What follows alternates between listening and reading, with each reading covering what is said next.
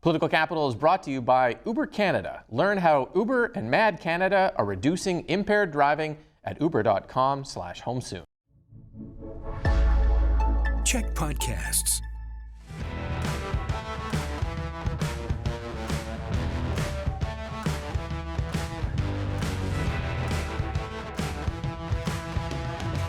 Hey everyone, and welcome to Political Capital, your source for all the latest in BC politics. I'm your host, Rob Shaw. Thanks for joining me on what I'm now calling Political Capital Prime.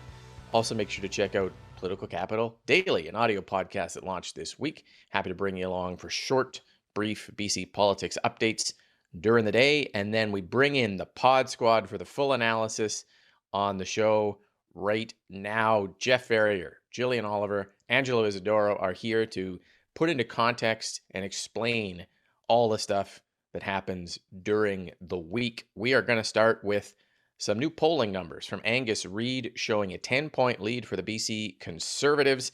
46% of voters surveyed in the Angus Reid poll, 36% support for the NDP, the Greens at 13%.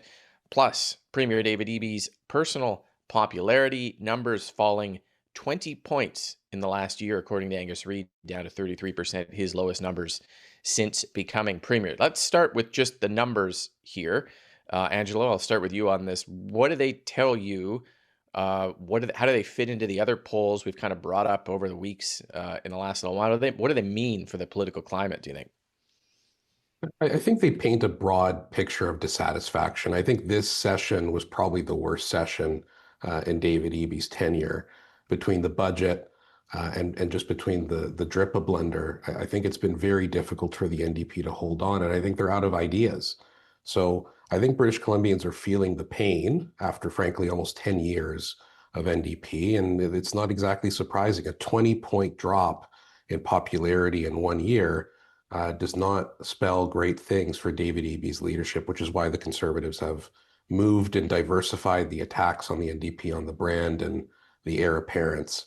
So I think a 10-point lead for the Conservatives is, as far as I'm concerned, the best lead the Conservatives have ever had, and that is under interim leader Trevor Halford. So as we near the conclusion of this leadership race, we're going to crystallize that lead and see where it goes from there. But a very difficult session for the government. Jeff, what do you make of the numbers? Well, there was a Léger poll out at the beginning of the month that had the NDP up a little bit, but let's focus on this Angus Reid poll because it's a more recent one. I think, as you've heard, they buoy the opposition, and for government, they're a bit of a gut punch. You know, naturally, the opposition will say that this shows the BC NDP government is done like dinner. But an important dynamic that we need to recognize here is that governments almost always see a dip in their approvals and their support at midterm. They have difficult issues to manage, unmet expectations to deal with, and so you see their numbers tend to go down. But the reality is that these mandate polls are more a referendum on government than a question of who do you choose to lead the government. They're risk-free ways to express dissatisfaction. So the polls that you really want to look at are the ones a year out from the election where there's something really at stake for voters. It's a choice between options about who's going to govern you for 4 more years. And a year out, so this fall would be 2 years of the NDP, so then it'd be another year kind of for that timeline to be looking at those numbers. Jillian, what do you make of them? I think that, there's lots of interesting stuff in it. I think for me, what really stands out is just how quickly these numbers have fallen. Jeff referenced the other poll just from the beginning of the month, and just how quickly the NDP's numbers and David Eby's numbers took a nosedive. And I think that really speaks to the backtracking and the waffling that we've seen from the Premier in the last couple of weeks. I think that we're really in a time where there's so much uncertainty. What people want the most is somebody who has a plan and who can really demonstrate that they know where they're going. So not only do we see the government dealing with like a lot of difficult issues, but the Cowichan ruling came out last year. Like that's been percolating for a while. I think it's the backtracking and the waffling and the uncertainty and the clear lack of a positive vision and a positive plan that's really hurting the government right now. Mm-hmm. Well, let's add in a couple wrinkles and go around again on it. So we'll just put 2 on the table and you guys can take them wherever you want. The other part of the Angus Reid poll talked about DRIPA and whether the government is doing a good job on reconciliation. 55% of people said bad job by the current premier, and 47% of people surveyed said repeal DRIPA, including at least a third of folks who identified as voting New Democrat in the last election. So that's one wrinkle. And we can go around and talk about that. The second one I want to pull into some fundraising numbers that show the Conservatives in the lead on fundraising this quarter from January to the end of March over the NDP, which is a shifting dynamic. Usually the NDP have been able to hold that lead, comes during a leadership race, but not with certain leadership numbers. So it's still a number for cash for the Conservatives. But let's put both of those in. Angelo, go back to you. We'll go around again on both of those. Yeah, so on the leadership race and sort of the Q1 numbers, it's the highest amount that the Conservatives have brought in quarter one. It's the first time they've actually surpassed the NDP. I want to note something important. Yes, there is a leadership race. Yes, that creates excitement. But on the contrary, it is very often the case that leadership races saturate donors because you have to give your list and your data to 5 campaigns now who are all going to email your members as you do, asking them for money. So it actually saturates fundraising. So the fact that the Conservatives did over $1 million is still nonetheless remarkable, beside the fact that they raised more than the NDP and the Greens combined. On the first issue of DRIPA, this is exactly why David Eby is in such a hard spot. I think he read the tea leaves, either due to internal polling or common sense, that DRIPA is a problem, but he can't do anything because he's held hostage by a minority within his own caucus. So I think he's in a very, very difficult spot for his leadership due to the fact that even a third of his own party see that DRIPA as a disaster that needs to be repealed. So Conservatives are going to keep hammering on DRIPA. It's not going anywhere as an issue. Homeowners are very concerned. Investors are concerned. Lenders are concerned. British Columbians are concerned. Mm-hmm. Jeff, the DRIPA numbers and the fundraising numbers, what do you take away from those? Well, the DRIPA drama was at its height when these poll was in the field, and I think you see the support for the premier and the government reflected in that. I think when we take a step back from that, I think folks will check their values and may respond differently. I think the donations are interesting. I think the NDP has done really well fundraising since corporate and union donations were banned. The BC Conservatives antecedents, the BC Liberals, could count on tens and tens and tens and tens of thousands of dollars from business folks who supported them. That's not the case now, and they're starting to adapt to the new reality, which is interesting to see. The NDP are debt-free. They were debt-free coming out of the election. They've been raising around $700,000 or $800,000 a quarter, except at year end, which is the ATM time for parties because everyone wants to get their tax breaks, and they made about 1.7 million. I think I'm going to push back a little bit on the saturation of donations. I think that leadership contests create a lot of excitement in parties, create opportunities for parties to raise monies, and they don't always sustain them. You had the BC Greens get a really good, solid fundraising number at the height of their leadership contest, about 340,000. This first quarter, they're at 130,000. So the challenge for the Conservatives will be the challenge as it is for the Greens. Can you sustain the good numbers? Mm-hmm. Just to add context to that, Conservatives are debt free now too, I think, right, Angelo? I think they're in, and in the corporate and union donations, which I agree is one of probably the best things that a government has ever done, getting rid of those. The flip side would have been the union contributions to the NDP, but the NDP were much, much faster to adjust to the new world of individual donations. Jeff, you're right, and we'll see if these numbers are the Conservatives catching up to that. Jillian, close us out on this DRIPA and the fundraising numbers. What's your takeaway? I think on the fundraising, another sort of aspect to it is that there was almost like a donation strike before Restad was ousted, where a lot of Conservative supporters weren't donating. So it makes sense that we'd see a big flood once he's out and things are kind of getting more exciting and moving forward for them again. I agree. I think, it's kind of the end of the arc of the corporate and union donations. It took a really long time for the right to sort of reformulate around a more kind of populist party. And it's interesting to see. And I think it also also speaks to the fact of what I was talking about before with Eby's waffling, where, makes sense that people that are more conservative voters, are not supporting them, but they're really seeing some disillusionment with their own base, and their fundraising numbers start to go down as they sort of backtrack and flip-flop and kind of go against some of their own policies on this issue. On the DRIPA stuff, there still is fairly split support. Still a lot of people who think that the government is spending the right amount or needs to spend more on reconciliation. To be honest, I thought that I would have thought that they would be a little bit different than they were. I think right now we're seeing a pause. We'll see where it goes at the end of the summer when they come out, and if they're able to sort of bring their base and their traditional supporters back on board with their new direction.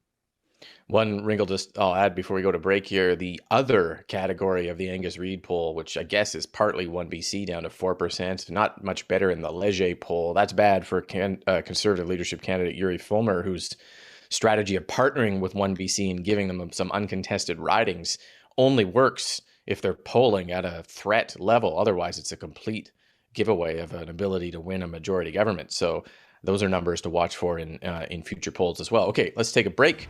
When we come back, we're going to talk about the FOI fight at the legislature that went all night long, coming up after this.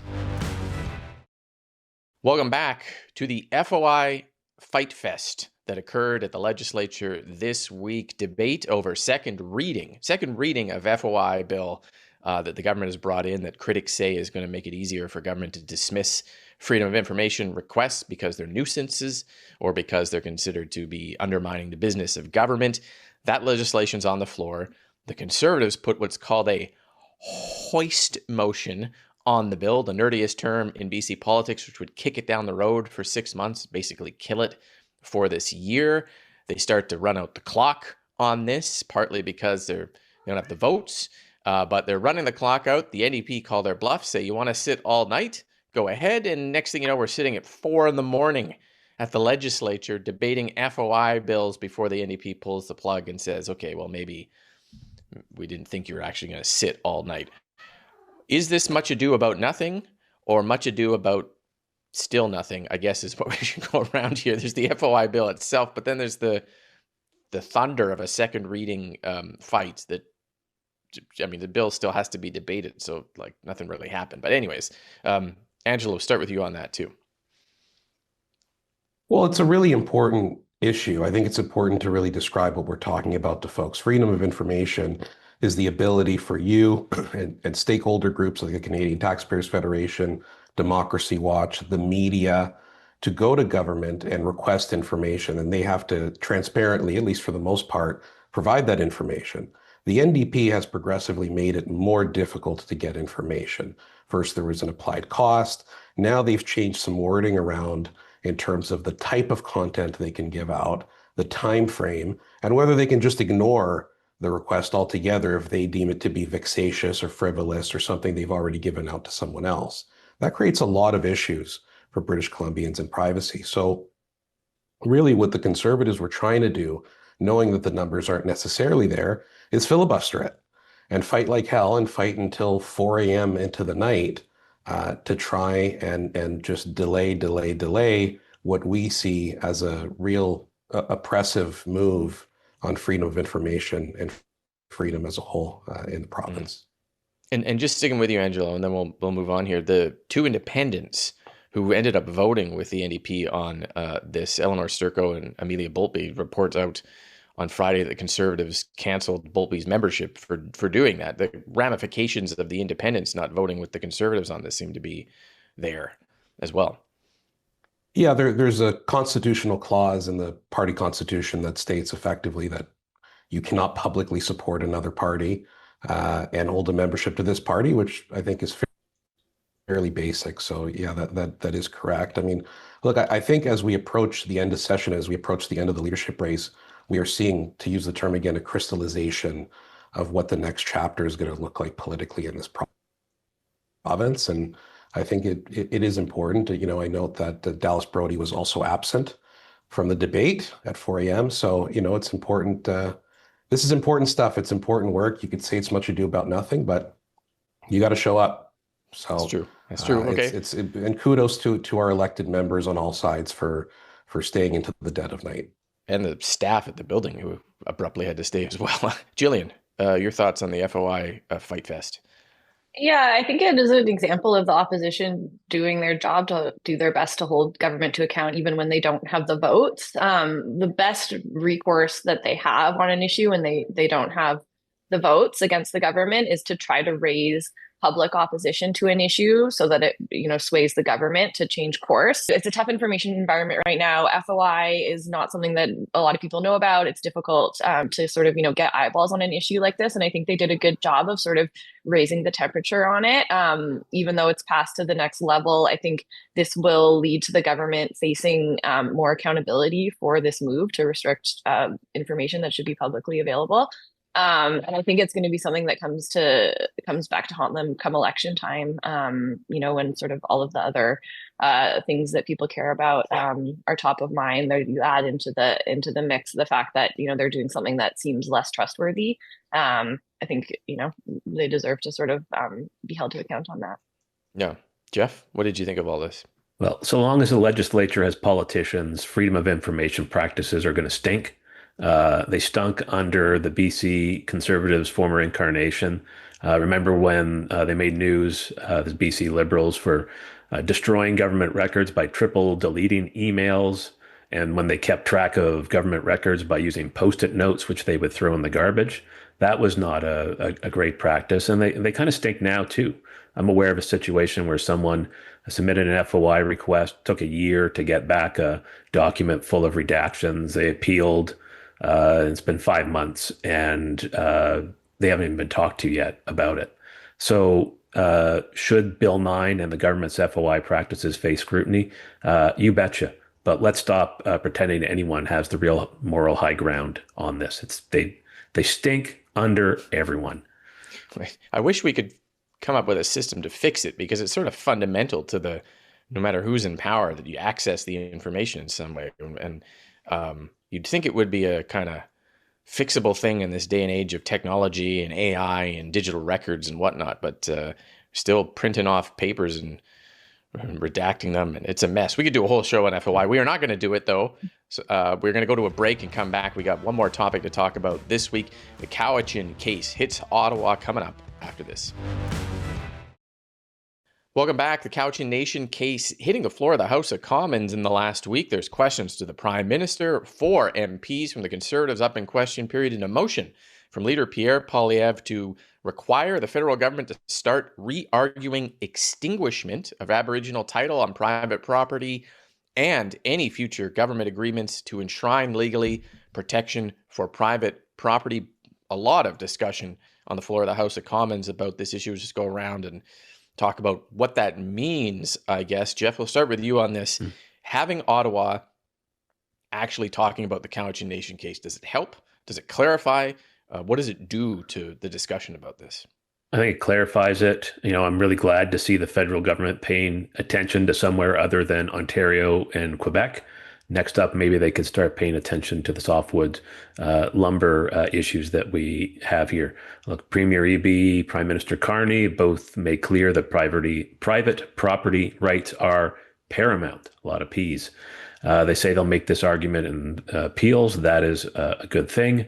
You've described the federal Conservatives' position. It's the same as the provincial one. The challenge with their argument is that the things that they say should be argued in court have been argued in court and have not resulted in a change of decision or affected the outcome of the case. So I think now it's just a matter of watching what happens at the Supreme Court. Those arguments will be made. And maybe the court wants to expedite that, because this is quite an issue in BC right now. Mm-hmm. The extinguishment argument was not made in court. A parallel version was, but I'm not a lawyer. We're not by lawyers. Richmond. It was done by Richmond. Well, alone, the federal government. Fair. Federal government probably should have made it. But anyways, I guess that's why it's a federal debate. Jillian, quickly, what do you think of this? Yeah, I don't think it makes sense to advance arguments that you don't think have a chance of winning. It's funny. There's sort of a pattern here where the issues in BC with the Liberals being so sort of almost ignorant of them, and whether it's been the housing crisis or decriminalization, have become really fertile fodder for the federal Conservatives, which is just an interesting dynamic considering that the Liberals have a lot of seats here, and maybe hopefully a reminder that they should be a little more proactive in paying attention to BC issues. It adds more heat to it. But I think, like Jeff said, we'd have to wait to see where the court rulings are going. I think in the meantime, it's sort of just like fodder for question period. Yeah. On the Cowichan Nation case, by the time it gets through the Court of Appeal and the Supreme Court of Canada, Angelo, you're going to be handing this file off to your baby to manage in law school, because it's going to take forever. But just, in a minute here, what do you think of all this? I think it's critically important that the Conservatives have finally jumped on this federally. I mean, to give you an idea of why this matters politically, paint a picture in British Columbia of a North Vancouver residence with a crisp Canadian flag out front. They own their home. Maybe they live in Deep Cove. They probably voted for Mark Carney. But those same voters, maybe they're baby boomers who worked hard to earn their home, are actually concerned about DRIPA, and they're concerned about their private property. It cross-pollinates partisan lines, so it's smart to talk about it. The CPC is focused on a couple issues. One, there's a litigation guideline 14, which effectively is a previous guideline that issued this note that lawyers should avoid using certain arguments that perhaps would have been helpful in Cowichan. So Pierre Poilievre has talked about that issue, but the other issue they've talked about is treaties, and the necessity for the federal government to not participate in treaties or the Musqueam Agreement without explicitly talking about protecting private property rights. So yes, it's a bit of a scapegoat to say we've appealed it, let's never talk about it again. The reality is we can do more. The governments just need to be willing to do it. It was interesting. I asked Attorney General Nikki Sharma provincially, and she said, we actually agree on explicit language on private property in future agreements with First Nations, because that's what the public wants. And so we need to write it down, which I thought was an interesting response from her as well. So yeah, great discussion, everyone, on all the topics this week. Make sure you subscribe to the audio podcast feed of the show, because we have audio podcast extras, including Plays of the Week, coming up. I would like to hear you on that, and also Political Capital Daily, which comes out every day as well. Thanks so much for watching. We'll see you next week here on Political Capital. Political Capital is brought to you by Uber Canada. Learn how Uber and Mad Canada are reducing impaired driving at uber.com/homesoon.